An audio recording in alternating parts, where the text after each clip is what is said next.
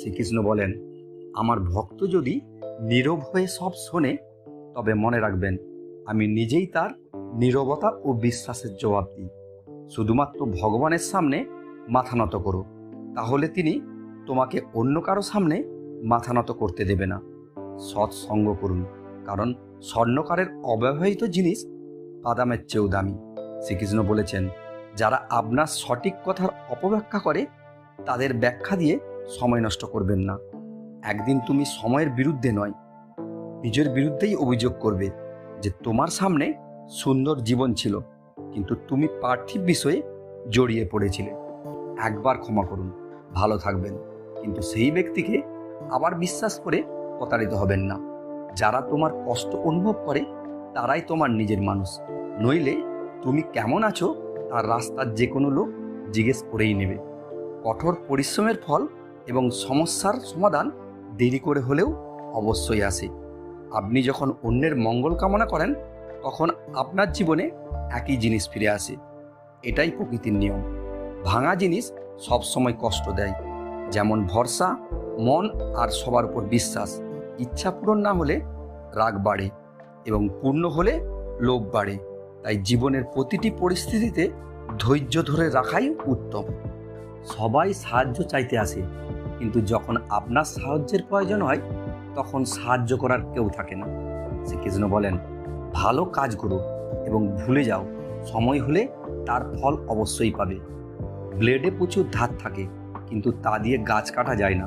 কুরুল মজবুত হয়, কিন্তু তা দিয়ে চুল কাটা যায় না। একইভাবে প্রত্যেক ব্যক্তি তার সামর্থ্য অনুযায়ী সেরা। তাই নিজেকে অন্য কারোর সাথে তুলনা করবেন না। সমস্যাগুলো হলো তুলে ভরা ব্যাগের মতো, দেখতে ভারী মনে হলো, তুলে নিলে হালকা লাগে। পরমাত্মা যখন আপনাকে ভালোবাসেন, তখন তিনি আপনার জন্য ওটাই করেন যাতে আপনার ভালো হয়, আর সেই সমস্ত লোককে আপনার কাছ থেকে দূরে সরিয়ে দেন যারা আপনার যোগ্য নয়। আপনার সমস্যা কখনো কারো সাথে শেয়ার করবেন না, কারণ 80% লোকের আপনার কষ্টে কোনো যায় আসে না, আর বাকি 20% লোক খুশি হয়ে যাবে, কারণ আপনি সমস্যায় পড়েছেন। শ্রীকৃষ্ণ বলেছেন, যে কেউ যদি আপনার মূল্য বুঝতে না পারে তবে হতাশ হবেন না, কারণ একজন জঞ্জাল বহনকারী লোক হীরা চিনতে পারে না। নীরবতা এবং হাসি দুটি শক্তিশালী হাতিয়ার। নীরবতা হলো অনেক সমস্যার সমাধানের উপায়, আর হাসি হলো অনেক সমস্যা এড়ানোর উপায়। কোনো মানুষই নিজে থেকে বদলায় না।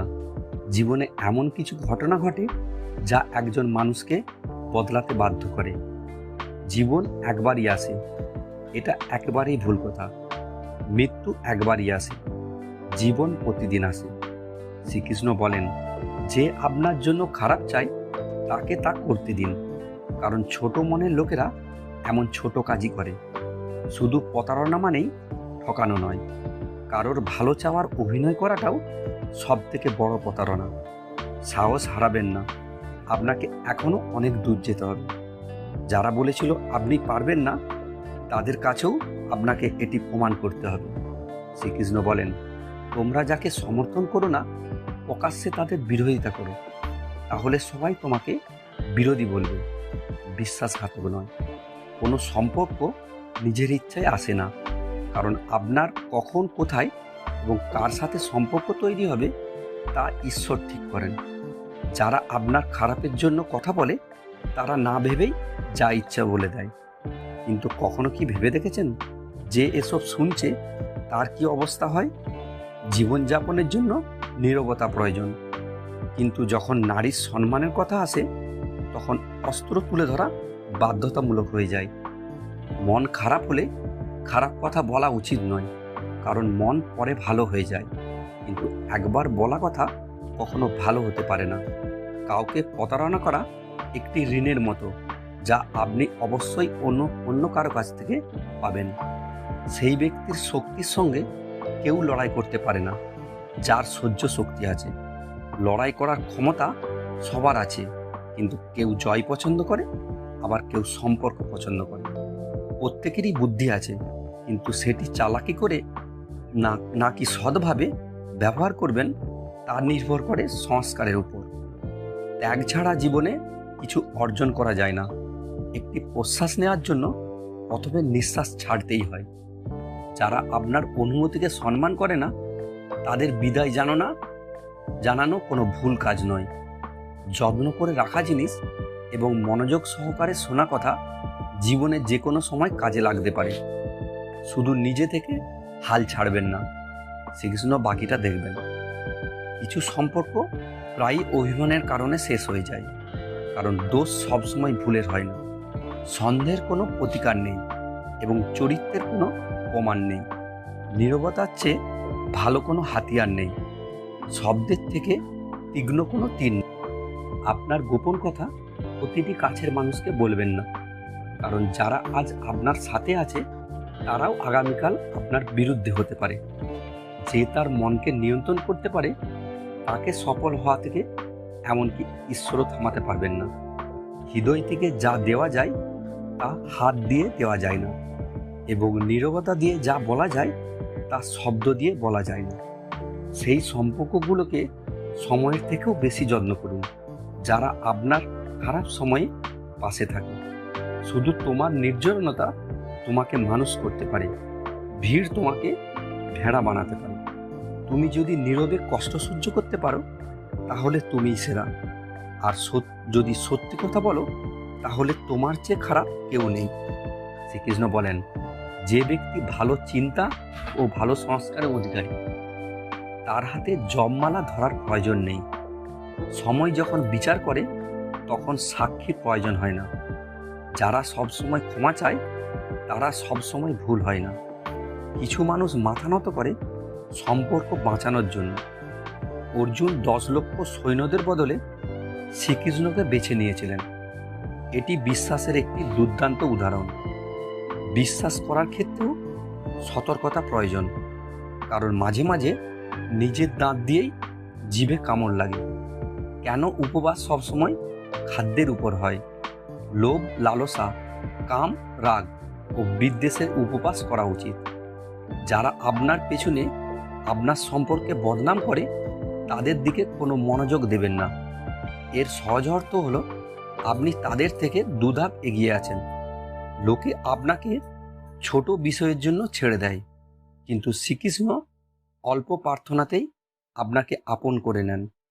নদী হয়ে কাউকে ডুবিয়ে দেওয়ার থেকে তীর হয়ে কাউকে বাঁচানো শ্রেয়। ভগবানের প্রেমে কান্নার যে আনন্দ তা পৃথিবীর মায়ের মধ্যে হাসিতেও নেই।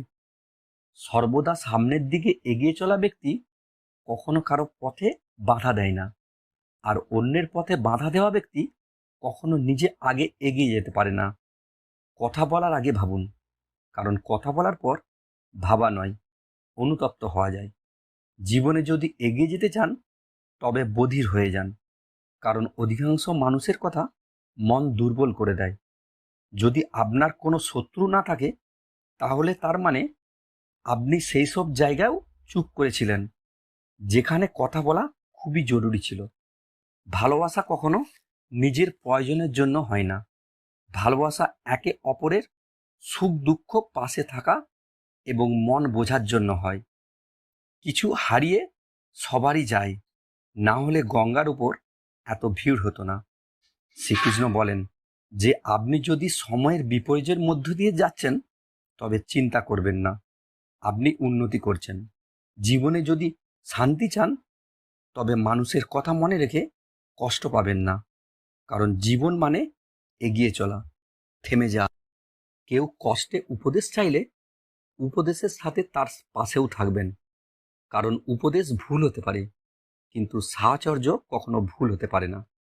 কেউ যদি আপনার কাছে কিছু চায় আপনি তাকে অবশ্যই দেবেন, কারণ ভগবান আপনাকে যে দেয়ার লোকের মধ্যে রেখেছেন, যে চাই তার মধ্যে নয়। এটা তিক্ত হলেও সত্য যে একজন মানুষের ব্যক্তিত্ব তখনই উজ্জ্বল হয় যখন সে তার নিজের লোকেদের থেকে প্রতারণা খায়।